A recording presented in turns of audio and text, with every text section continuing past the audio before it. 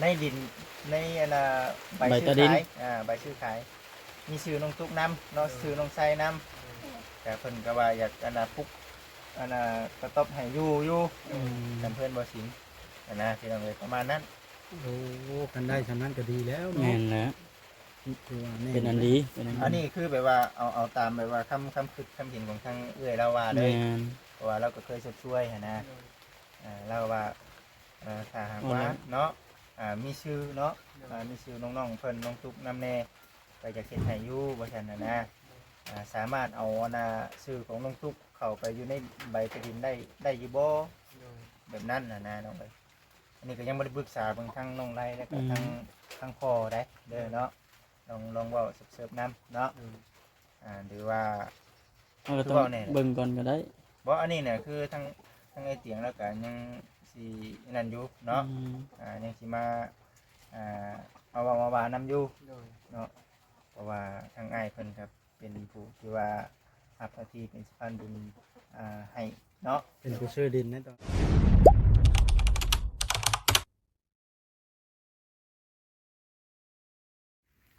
อ้าวพี่น้องเอ้ยโอ้ยเปิดภาพขึ้นกระดาษตอนนี้พี่น้องเอ้ยโอ้โหฝนตกพี่น้องเอ้ยน้ำท่วมทางเลยบางไงแห้งเป็นชั่วโมงพุ่นอยู่บ้านน้องไล่น้องไซน้องตุ๊กพี่น้องเอ้ยตอนนี้ก็ได้ปลาโตฝนขยะเขาก็เลยถ่ายคลิปพี่น้องเอ้ยโอ้โตหลายน้ำเนี่ยยังบริขยะคักมาออกมาเบิ่งน้ำก่อนนะก่อนอื่นกันกราบทักทายสบายดีเด้อพ่อแม่พี่น้องFCที่เคารพและหักแพงเบิดสู่คนพี่น้องเอ้ยคือว่าทางน้องไซ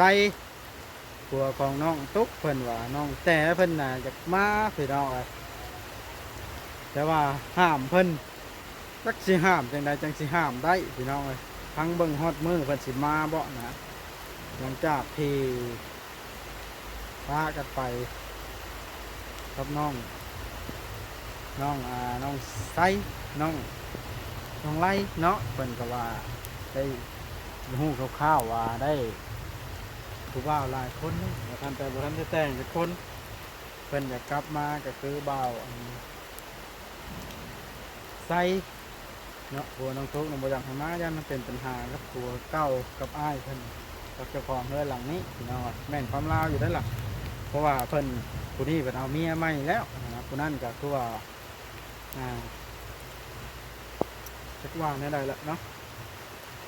ว่าเอาไม่ก็คือบ่ได้แต่งได้แปลงนะแต่ละคนก็เลยมันยุ่งยากข้อนี้แหละพี่น้องไปก็สามคนแล้วว่าซั่นน้องใจเพิ่นเล่าเข้าถึงหูมาชีวิตอยู่พวกแรงง่ายไปเลยๆพี่น้องเนาะยาละเรื่องของเพิ่นน้องเขากับอยู่นี่มีแต่ว่าไปหาทางน้องทุกน้องอันนั้นเพิ่นกันเลยพี่น้องเลยเนาะโอ้ยฝนกระดาษคำไปตกฮอดนาบ่บอลเนี่ยตายเลยพี่น้อยได้เสอะเข้าบ่มีฮอดเข้าสิกินมันไปตกฮอดพุ่นบ่าเนี่ยงอกบัด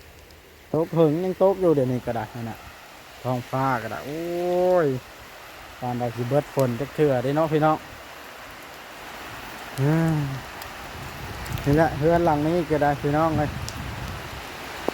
ทางน้องตุ๊กเพิ่นก็ว่ากันอยู่นี่มันก็ยากบ่แม่นเด้อว่าน้องไล่บ่ให้อยู่นะพี่น้องน้องตุ๊กเพิ่นอยากออกไปอยู่เองเพราะว่ามันคือว่าแล้วเฮามีครอบครัวแล้วซื้อหยังมากินก็ลำบากใจเลยแยกออกไปอยู่ดีกว่าพี่น้องเลยเฮือนชานเพิ่นก็ได้แต่ว่าสากแบดสากยังมีเพิ่นสิสากแล้วกันนี่เป็นเพ่งวางไว้นะอยู่ให้กินเพิ่น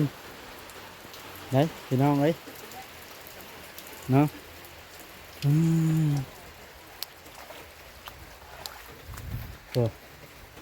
โอ้ตากที่นอนเซ็ตแจบลำม่ำเลยลืมกู้ผลลอยหลังอันนี้โตเพื่อสิแห้งอีกกระเติบนึงแล้วบ่าเนี่ย ผ้าห่มผ้าห้องแจบลำม่ำพี่น้องเลยโอ้ทางบ่เวียดกับภรรยาเพิ่นสิกลับละเบิ่งนะเข้าไปเบิ่งทักทายเพิ่นบ่จิตกับบ่เวียดเพิ่นคุยอยู่ทางนั้นเอาไปพังน้ำดีกว่าพี่น้องเอ้ยว่าเพิ่นคุยหยังกันอืม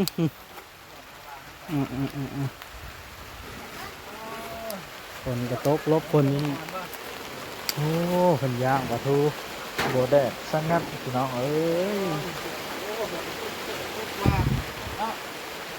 คุยอย่างการเดี๋ยวขอฟังน้ำหน่อยกว่าแม่นฟังน้ำหน่อยเด้อข้าวเมื่อกองเข้าเลย เอาเมื่อกองเขาได้ผลตกท เมื่อกองไว้มันตกบุทันฮอดได้จุพ้นนะ ำ เอามาคุยกันเลย คือฉันได้ที่คือว่าคือต้องเลยเนาะเที่ยงยังบอกว่าข้ามเลย ได้ไง ฝนตกห้ามตกใต้พวกเหนืออยู่ดิมื่อนี้ฝนตกห้ามคือต้องเลยทีนี้จักที่ได้ยินดูก็บุเนาะก็ดังๆในเด้อน้องชุกเด้อเนาะพอดีว่าทั้งบริษัทเองจะมาถามไทยเนาะปึ๊บโอ้แต่ครับจังหวะแบบนั้นฟ้าฝนก็ได้ตกก็ดีได้คือต้องเลยเนาะตกแห้งให้มาว่าตกแห้งได้เมื่อยป่ะเอาสู้ๆเนาะเดี๋ยวจะหน่อยกับทั้งเบาแต่ที่ได้กลับไปละเนาะเดี๋ยวมีแนวมาบอกกับทางน้องๆก่อนนะพอดีว่าทั้งบริษัทเองก็ได้คุยกับทางผู้รับผู้ใหญ่เป็นน้ำแน่เนาะผู้ที่ว่าเพิ่นเคยชดช่วยเคยชื่อที่ชื่อทางเนาะเคยสมทบบอกเคยชดช่วยนั่นแหละที่เราเลยเนาะผ่านทางช่องเขาให้เสียงแน่เนาะทางช่องไอ้เพิ่นน้ำแน่คือจากที่ได้บอกได้ว่ากับทางเอ้ยเพิ่นเนาะเพราะว่าเพิ่นก็ฮู้ได้ว่าดินโดนต้นหญ้านี่มันกว้างเนาะแม่นบ่กว้างได้เนาะแต่ว่าในจุดประสงค์ของทางเอ้ยเพิ่นเนี่ยเพิ่นก็ว่าบ่อยากให้ไปซื้อบนอื่นเนาะเพิ่นบ่อยากให้ไปซื้อทางอื่นเพิ่นว่าอยากให้อยู่น้ำกันเนาะคือว่ามันก็หลายหลังอยู่นะมันก็หลาย มันก็พุกได้หลายอยู่ ถ้าปุ๊กนี่เจ้าว่าได้จักหลังบ่พอได้3หลัง4หลังพูดแล้ว เท่าไรคุณเท่าไร เปิดกล้าเบิ่งนี่ฮอดได้3หลัง ได้หนึ่งบ่40คูณ40 ในฮอด4หลังพุ่นเพื่อนนั่น กว้างอลีของเราเนี่ยมันก็บ่ซื้อมันไม่แล้ว นั่นแหละพอดีว่าบริษัทเองก็ได้คุยกับทางเอื้อยเนาะเพิ่นได้ผู้ที่ว่าเพิ่นเคยชดช่วยนั่นแหละเนาะให้กับทางง่ายๆเพิ่นเป็นสะพานบุญให้เนาะก็ได้คุยกันกันในแล้วก็อีกซี่เพิ่นก็สิขึ้นแบบเดียวกันนั่นแหละเนาะว่าดินทั่วกุ้งอยู่ติ แม่นดินกว้างหั่นนะบ่อยากให้กับทางน้องๆเพิ่นไปอยู่บนอื่นเอาบ่เช็ด บัดนี้น่ะทั้งเอ้ย คิวเข้าเลยไปนั่น เนาะทั้งเอ้ยแล้วก็ว่าอยู่ในเรื่องการเฮ็ดเฮือนเนาะหรือว่าปลูกตูบให้อยู่ถ้าหากว่าแบบว่าอยู่ในใบตะดินเนาะใบตะดินที่ว่าทั้งน้องไล่น้องแต่ตะกี้เด้อพี่น้องเนาะอันนี้คือที่ผ่านมา FC ก็ฮู้อยู่หั่นนะแต่ว่าลงชื่อน่ะมีชื่อน้องทุกนำอยู่บ่บ่ฮู้กันน่าสิบ่มีเนาะแต่ว่าก็ได้ยินทางเอื้อยแล้วบอกว่าถ้าหากว่าในดินในใบชื่อขายใบชื่อขายมีชื่อน้องทุกนำเนาะชื่อน้องไส้นำแต่เพิ่นก็ว่าอยากปุ๊กกระต๊อบให้อยู่จำเพิ่นบ่สิงนะพี่น้องเอ้ยประมาณนั้น โอ้กันได้ฉะนั้นก็ดีแล้ว แม่ เนาะ นนะเป็นอันดี อันนี้คือแบบว่าเอาตามแบบว่าคำคิดคำเห็นของทางเอื้อยเราว่าเลย แม่น เพราะว่าเราก็เคยช่วยนะเราว่าถ้าหากว่าเนาะมีชื่อเนาะมีชื่อน้องๆเพิ่นน้องตุ๊กน้ำแน่ไปจากเขตไทยอยู่บ่ซั่นนะสามารถเอาชื่อของน้องตุ๊กเข้าไปอยู่ในใบกระดินได้อยู่บ่แบบนั้นนะน้องเอ้ย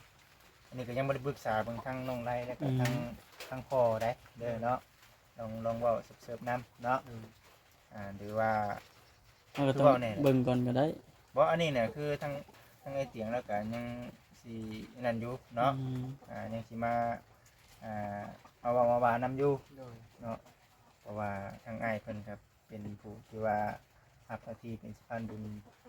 ให้เนาะ เป็นผู้ซื้อดินในตอนนั้น แม่นคือทางเขาเองนี่ก็คือเว้าแน่แหละพี่น้อง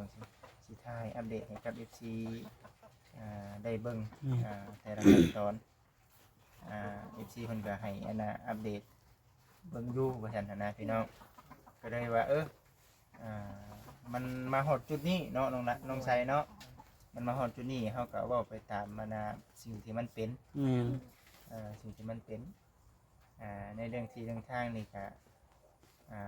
ถ้าหากว่ามีชื่อเนาะมีชื่อของทางน้องชัยนำ มัน น้ ทุ อก ง คน ทุกนำก็เขาก็จังหวะกันดีเทื่อเนาะเราจะพูดอยู่วังใดก็ได้ว่าซั่นน่ะนะอันนี้จากที่เว้ากับทางอันน่ะเอ้ยเพิ่นเนาะ โดย ได้ว่าเรื่องที่ทางก็บ่ได้กังวลใจปานใดเนาะ อืม ยังพอได้อยู่ได้ชนอยู่ โอ้กว้างได้40เนาะ โอ้ บ่เนาะ โอ้40เนาะคันสมมุติหารครึ่งก็ได้ตอนละ20เนาะ สาวเนาะ 40มุนทนบ่ โดยเพราะว่า โอ้ ตอนที่ว่าเป็นชื่อนี่ก็40,000เด้ อืม ไล่หนึงก็40,000 กว้าง กว้าง นั่นแหละ FC ผู้รักผู้ใหญ่เนาะผู้ที่ว่าเพิ่นสดช่วยเพิ่นฮู้เด้เนาะว่ามันกว้างมันหอมซำใดนะ อืม บัดที่นี่ก็ถ้าหากว่าเอาซื้อน้องตุ๊กเขาได้ก็มันต้องเกี่ยวกับทางในบุงในบ้านนำแน่เนาะมันต้องไปหาเพิ่นได้เนาะมันต้องไปหาเพิ่นเดี๋ยวสิรอพังเบิ่งเนาะทางในเตียงเพิ่นนำเด้อเนาะ โดย ทางในเตียงเราคือว่าลงใต้พุ่นมั้งเนาะ ลงแล้วบ่ ลงใต้พุ่นแหละมีแต่ว่าผู้แลพังเบิ่งเนาะ โดย ถ้าเพิ่นขึ้นมาบ่แล้วเนาะ ทาง อะไรก็ได้ เราเองก็ยังเห็นยังบ่ทันได้พี่น้องอันนี้ก็ชุดแล้วแต่ทำผู้รักผู้ใหญ่เพิ่น มีแต่ว่าเฮาก็สิอัปเดตไปนี่แหละอาการของทางน้องตุ๊กให้กับพ่อแม่พี่น้อง FC เบิ่ง แม่นนี่ว่าเมื่อคืนนี้คือว่าไปนอน โดยเพราะว่าเพิ่นเจ็บตอน1 โมงที่2 โมงอะนะ อ๋อ น้องก็ เจ็บอ ตื่ ยู่ นมา ตัวนี้แหละพี่น้องเลยสำคัญเนาะอันเรื่องบนผักบนเช้านี่ก็เอาบนใดมันอยู่ได้เนาะบนใดมันก็ว่าขับขันแห้งขึ้นมาจึงจำเป็นก็เฮ็ดจะได้มันจำเป็นเนาะมันจำเป็นก็พอส้นก็ส้นพอหมุนก็หมุนได้เนาะ โดย แต่ว่าในเรื่องเกี่ยวกับใบตะดินเรื่องในบงในบ้านนี่ก็เอาขึ้นอยู่กับทางผู้รับผู้ใหญ่เพิ่นสิมอบหมายงานให้ โดยเพราะว่า เนาะ การสิเอาเข้าชื่อก็ต้องได้ทาเพิ่นเอามาให้ซะก่อนแหละ อืม เพราะว่าใบตะดินเพิ่นเอื้อยเพิ่นนั่งเอาไปอยู่ ยังอยู่พุ่นบ่ โดยเพราะว่าเดือนที่2เพิ่นสิเอามาให้ เนาะยังอยู่น้ำน้องแต่พุ่นแล้วบ่ โดย อืม ทั้งใบตะดินใบซื้อขายหยังก็อยู่นำเพิ่นเบิด คุณเบิด โดย เนาะ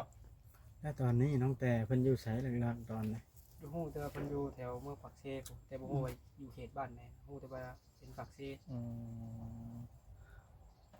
ลำบากเนาะ อยู่คนละที่คนละเจเนาะ คนละทิศคนละทาง อ๋อเด้อ เพราะ หลัก ว่าได้ยินเพิ่นว่าสิเอาไปส่งให้อันเบาเตียงอยู่บ้านเองเลยนะ ๆ อืม มันต้องเป็นแนวนั้นนะเพราะว่าต้องขึ้นอยู่กับทางในเตียงน้ำพร้อมเนาะพี่น้องเนาะเรายังเฮ็ดหยังบ่ได้เนาะ โดย ยังเฮ็ดหยังบ่ได้เพราะว่าเราต้องฟังเบิ่งทางอ้ายเพิ่นว่าสิเฮ็ดในใดเนาะ โด กับ ย ทางน้องๆพี่น้องเอ้ยอันนี้ก็รอฟังไปเนาะมีแต่น้องๆก็ระมัดระวังเนาะ โดย ระมัดระวังในเรื่องของทางน้องตุ๊กน้ำพร้อมหมดแหล้ว โดย แห้งผลคุกินนี่เนาะ โดย แห้งนี่เขามาบอกกันก่อนพี่น้องเราบอกให้ผู้ก่อนเท่านั้นเนาะ โอ้สู่กันฟังเนาะ คุยกับทางผู้รักผู้ใหญ่เพิ่นเว้าในนี้สู่อันทางเบาเนาะ โดย ก็ถือว่าเป็นการดีอยู่ได้นี่เนาะ อันนี้คือบอกให้ชัดเจนเลยพี่น้องนะบอกให้ละเอียดเลยเพราะว่า FC หลายทานเพิ่นก็คิดว่าเอ้า อืม คือเป็นหยังต้องได้ชื่ออยู่บนไหมเนาะ อืม เป็นหยังต้องพากันไปนั่นในนี้นะ โดย ทางที่จริงที่ดินเฮาก็กว้างอยู่เพราะฉะนั้นนะ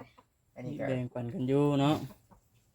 ในเรื่องดินนี่ก็สิเป็นมาแบบนี้เด้อพี่น้องเด้อบัดนี้ก็รอเบิ่งใบซื้อขายเนาะ โดย ใบตาดินบาดเพราะว่ามันบ่ได้อยู่กับทางน้องๆเด้ โดย อยู่กับทางน้องแต่เนาะตัวนี้ยังอยู่ทางน้องแต่เพิ่นเด้อพี่น้องเด้อเนาะ คือว่าเนี่ย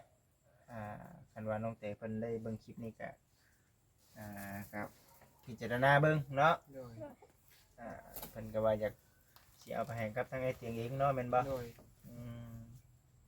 เอาจังว่ากันเทื่อจ้ะพี่น้อง เพ เอ้ย ราะว่าเพิ่นบอกเอาเพิ่นโทรหาเราเตียงแล้ว บ่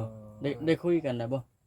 ครับ น้องแต่ แต่โดนแล้วน้องเพิ่นเบาเตียงให้น้องโทรถามแล้วน้องโทรถามแต่โดนเติบ เออ เพิ่นว่าสิเอาไปมอบให้ไอ้เตียงไว้ว่าแล้วน้องโทรถามเบาเตียงแล้วก็ว่าเราบ่ฮู้เรื่องแล้ว อ้าว เพราะว่าน้องมีเฟซเบาเตียงไว้ได้น้องโทรบอกเพิ่น อืม แต่เพิ่นว่าทางอันเอื้อยของตุ๊กนั่นก็บ่ได้ติดต่อกับเพิ่นแต่โดนเติบแล้วว่าเบาเตียงแล้วว่าเราบ่ฮู้เรื่องแล้ว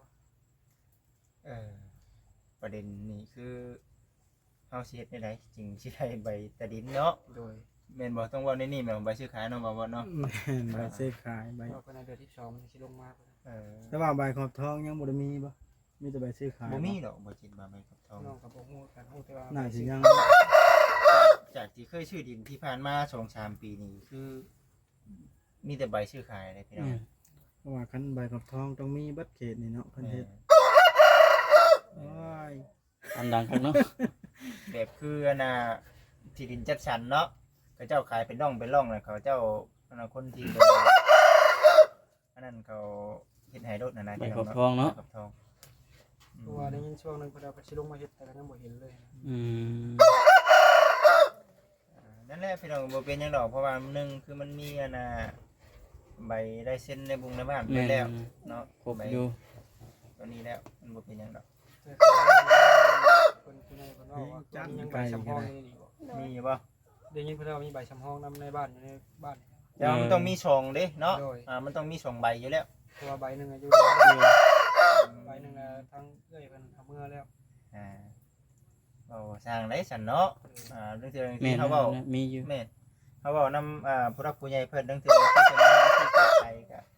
เอาไปตามเกมของทั้งในบ้านเพิ่นก็เฮ็ดให้ได้เนาะ โดย ค่อยนะยังข้องใจเรื่องนึงเดี๋ยว ว่า นะ จังได๋ ค่อยอยากถามเบิ่งคันนั้นแบบว่า